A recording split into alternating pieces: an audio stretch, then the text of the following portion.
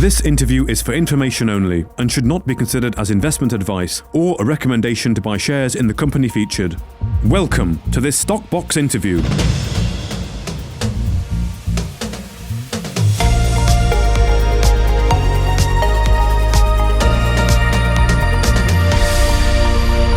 Joining us today is Patrick Cheetham, the Executive Chairman of Sunrise Resources. Thank you for joining us today. Patrick, how are you? I'm very well, thanks, Mark. And thanks for having us. No, it's good to be talking to you. And it's, of course, the first time that we're speaking here. I wonder if you can perhaps start us off by giving us a bit of a high-level overview of the company and indeed the business model.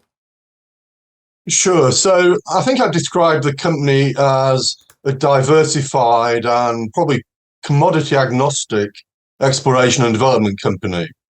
We have a very defined business model whereby we basically look to acquire projects at low cost, usually through staking claims or applying for licenses to the government, and to develop those to the point where we can bring in partners. And what we're looking for, particularly, we have a diverse portfolio which goes through industrial minerals, through base metals and gold. But in particular in our industrial minerals projects, we seek to find partners who are leaders in their particular field. So that's kind of how we do it. Okay, so it's looking at staking claims at low cost and then bringing in partners to develop. I mean, you mentioned there gold and industrial metals. So or industrial minerals? What on the industrial minerals side? What are we talking here? I notice it's from the website. It's pozzolan and perlite, but I'm not entirely sure what those are and what their use cases are. Sure. Yeah. So, our lead project for some time has been what we call the CS Pozzolan Perlite Project. Okay. Perhaps overcomplicated because perlite is a natural pozzolan. So if we just refer to natural pozzolan, okay. Why is it so much of interest at the moment? Well, what it's used for basically in its most basic form is in a replacement for Portland cement. Okay. So it's a cementitious material. You can replace cement in the concrete mix to a certain extent, maybe 20 to 30%. And what's driving this really is the fact that, the cement industry is one of the world's great polluters. So 8% of all carbon dioxide comes out of the production of cement. So there's a lot of legislation that's driving the use of substitutes, including natural pozzolan. And a lot of this is being driven from state and federal legislation. Right. Okay. So this has got quite a good use in that industry. Then, do you think the demand is going to be only increasing going forward?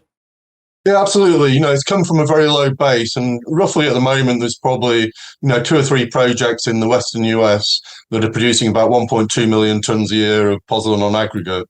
We see that going to about 6 million tons by about 2030, and all of that is going to come from the Western US because you just don't find it anywhere else. Right. Okay. And I noticed as well from your presentation there that you say the CS project is mine ready. What does that mean exactly? I mean, what stage is it at, and what would be indeed the next steps to actually get it into production, if that is indeed the plan? Sure. So the project described as mine ready because all the permits that we need to actually start production haven't been obtained. So we've got the Bureau of Mines permits, the reclamation permits, quality permits. So with a small amount of additional work on some minor permits, we could start digging the material tomorrow. So we've taken it all the way from a discovery through drilling, defining a mine plan, doing all that permitting. And we've done that at a pretty low cost, about £1.5 million spent so far on this. Okay. And our strategy now is to bring in a partner to help develop this. Now, that may ultimately be a sale of the project, or it may be a joint development of the project. Okay. We're talking to 3 different groups at the moment, and they have all slightly different approaches to this. So, we have to remain flexible, but ultimately, we want to get a sustaining cash flow from this project. So this is the idea of your model you talked about there, is bringing in partners. You've got this project ready. You can almost dig tomorrow in talks with 3 groups. I mean, how advanced are those discussions? I mean, when would you perhaps expect to close something? So some of these discussions have been going on for a while. Some are relatively new. Some are doing their own test work at the moment to make sure that the product fits in with their own particular market ambitions and market sectors. But, we're pushing hard to get something completed in the first half of this year. The first half of this year, okay. And then the upside for Sunrise then, do you know how that might look? Would it be a sale so you'd get cash in, or you'd hold some equity there? Yeah, we're hoping that it will generate cash for the company and an ongoing revenue stream. So that's our ambition for this. Right. Okay. And that would be through your existing shareholding in that project, effectively. If you're, yeah, I mean, we hold 100% of that project at the moment. So we've got freedom to deal in it. Right. Okay. And I mean, this idea of sort of a project generator or something, going out and staking claims. I mean, you've got the CS project there you've talked about there. Any other examples of this? Because it is a sort of slightly it's different model, let's say, to sort of an exploration company who would go out and pick up prospective ground and go and explore and look to perhaps find a resource or something. So I wonder if there's any other examples of your business model you could perhaps share. Yeah, in fact, there's a great example, and it's the what we call the PO sepulite project, another industrial mineral, which perhaps needs a bit of explanation. But sepulite is a very rare clay, and it has a lot of industrial applications. It's very absorbent, and it modifies viscosity of fluids. So it's used extensively in paints, for example, to thicken paints and make them more viscous. It's used as an absorbent in a whole range of uses. But we were doing some research for different deposits of natural pozzolan throughout Nevada, and we came across an old record of an occurrence of sepulite. So we went out there, we actually relocated the occurrence, we staked claims, and almost immediately we brought in one of the world's leading sepulite producers, or in fact the leading sepulite producer, a Spanish company called Tulsa.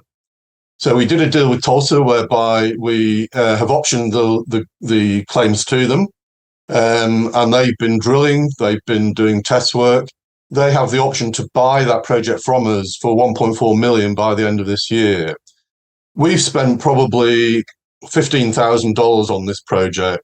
We've already had $150,000 in option fees from Tulsa, and I think there's a strong probability they would buy this project at the end of this year. But it's not just the cash that's important here. It's the fact that we will have a 3% retained royalty. Now, 3% royalty could be a valuable asset for this project, because when you're looking at an industrial minerals project, you're not just developing a deposit and selling a commodity. You're building a business on that. So, for example, Tulsa's have a mine in Spain that they built their business in over decades, and it now has hundreds of millions of turnover. And so our royalty interest will be off the top. It's a revenue-based royalty. So whatever they do to the material to add value, we will get the benefit of that in the royalty. Right, okay, and that's at 3%. So that's an example there where you found the sepulite property. You spent, was it circa 15,000 you said on it, and there's an option there for them to purchase for 1.4, so a considerable return there effectively, and then you've got the 3% royalty on top of that as a. How long will that run for? Like in perpetuity? That runs for about 25 years. Okay. Yeah. Okay, so that's that makes sense. Okay, and anything else that you've got? And you have an interest in Garfield as well over at Golden Metal Resources. Yeah, this has been in the news a little bit recently for Golden Metal Resources. And again, it kind of illustrates the approach that we've had. We actually made a discovery, an outcrop of copper-bearing, gold-bearing, silver-bearing rock on the Garfield project, going back, I think, to about 2015. And we staked it, and we subsequently sold those claims to Power Metal Resources, who put the project into Golden Metal Resources. And now Golden Metals have gone on, and they have defined two areas that they believe represents a porphyry copper deposit. And we have our royalty. We sold it and retained a royalty of 2%. And so in that case, our royalty has an area of influence over our original claims. So it goes for about a mile beyond our original claims. covers all their pipe, their power line deposit, about half of their high grade area, and most of the anomaly that they announced recently. So we are essentially free carried there. We ended up having a capital contribution. And just those recent announcements have added something like £4 million to Golden Metal Resources market capitalisation. But people have perhaps overlooked the interest that we have there. There is a rule of thumb in the industry here that a 1% royalty would be equivalent, say, to a 10% equity interest, perhaps even slightly more than that. So it's like having a 2% royalty is like a 20% equity that's free carried with no risk and no contribution. Yeah, okay. I guess the difference is it doesn't really, you don't see benefit of that until it's in production, presumably. Well, I guess the same for anybody same for Golden Metal Resources, really. Yeah, sure, but I guess with an equity stake, if the share price has gone up, then indeed that is reflected in that, and it's liquidable, I suppose. And the same goes for royalty interests. Royalty interests are eminently saleable. There are companies whose sole business model is to buy royalties. Okay. So you might look to do that then, potentially? In the future, perhaps, yeah. Okay. So your business model, as I understand then, is it's sort of looking for the project, it's finding something, it's doing a bit of work, and then looking to partner with it, looking to get a sale or a partner, get some cash in, and then ideally hold some kind of royalty agreement there for future. I mean, how are you going about and doing this? Like, what's your sort of day-to-day job, let's say? And you've got these projects. Presumably, you plan to replicate some of the ideas there, perhaps with Garfield or with the indeed. So yeah, tell me a bit about what you do on a daily to kind of find these projects. Yeah. So I'm a geologist by background. So and I've been working in the mineral exploration business all my life. So I suppose a particular skill set, I guess, that we have in the company is the ability to generate projects, to identify opportunities. But you've got to do a lot of field work as well. At the end of the day, you don't find things sitting behind a computer. You have to be in the field, knocking, with your hammer, knocking rocks, finding things. So, that's been my history. And I think that we've demonstrated the ability to sort of generate interest from other companies in this. Apart from Garfield, we have other interests. We have a gold project that is being explored by Kinross, one of the world's major gold producers. Okay. And they have the option to buy that project, Jackson Wash, and again with a royalty interest. So, okay. So a lot of my work is field based. Yeah. Okay. And how long have you been doing it for? I mean, how long has the business been sort of operating under this model? So I guess we've been following this model for quite a considerable time. We have in the past been more the company started off life as Sunrise Diamonds. And we were exclusively looking for diamonds, but as you'll appreciate, the diamond exploration business has pretty well died on the back of the rise of synthetics, and so we sort of spread our interests and diversified our portfolio. And I think that's kind of serving as well, particularly in this market, because it means that our own financial requirements are relatively low.